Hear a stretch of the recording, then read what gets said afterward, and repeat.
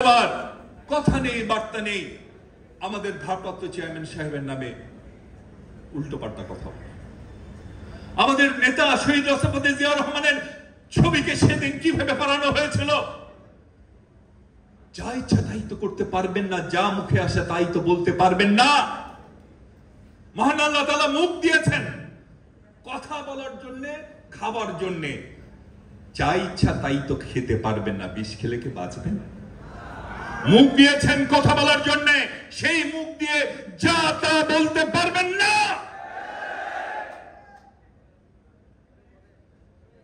ভাইরা আমার,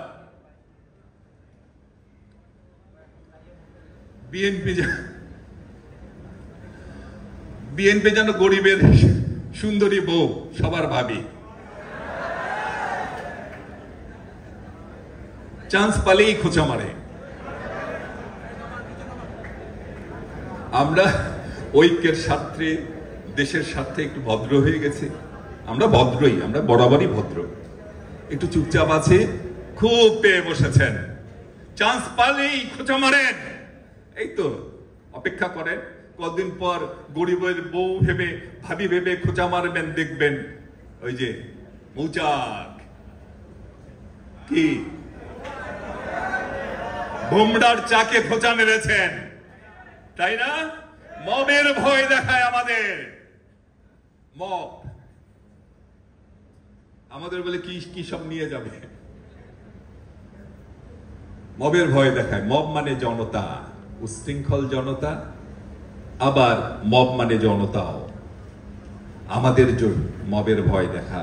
আরে ভাই, আমরা তো মব গায়ে দেই, আমরা মব মাথায় দেই, আমরা মব নিয়ে ঘুমাই, আমরা মব নিয়ে উঠি। বিএনপিকে মবের ভয় দেখাবেন না, মার কাছে নানির বাড়ির গল্প করবেন না।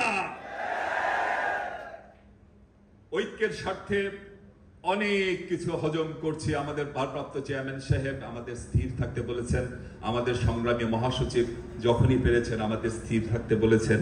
আমরা স্থির আছি। আমরা এখনো মনে করি আমাদের সবাই এক থাকা উচিত। গোপালগঞ্জে যে ঘটনা ঘটেছে, ঘটনার 2 ঘন্টার মধ্যে আমাদের মহাসচিব সাহেব বিবৃতি দিয়েছেন। যদিও মোশাররফ যে কথাটি বলেছে, আমাদের মধ্যেও কিন্তু একটু খেলাধুলা করছে মাথার মধ্যে। আরে বাবা, এত বড় একটা ঘটনা হলো, তারপর তাদের বক্তব্য হচ্ছে কি, যারা এই ধরনের পরিস্থিতি মোকাবেলা করতে পারেন না তারা নির্বাচন করবেন কিভাবে? তার মানে কি বিষয়টি এই দাঁড়ায় না, এই সরকার নির্বাচন করতে পারবে না এই কথা বলার জন্যই সেইখানে তারা অযথা অকারণে গিয়ে একটা পরিস্থিতির সৃষ্টি করলো?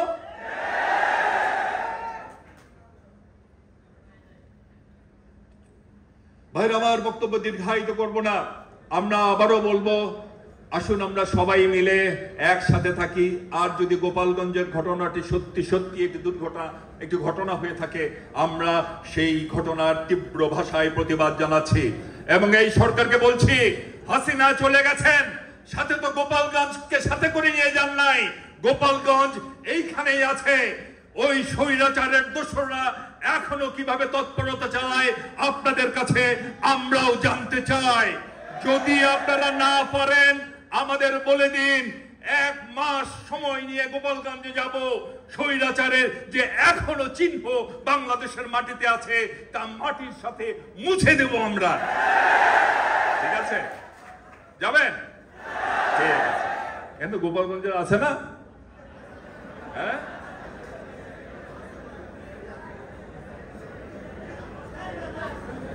শহীদ জিয়া অমর হোক, দেশনেত্রী বেগম খালেদা জিয়া জিন্দাবাদ, বাংলাদেশের অহংকার তারেক রহমান জিন্দাবাদ। ধন্যবাদ সকলকে।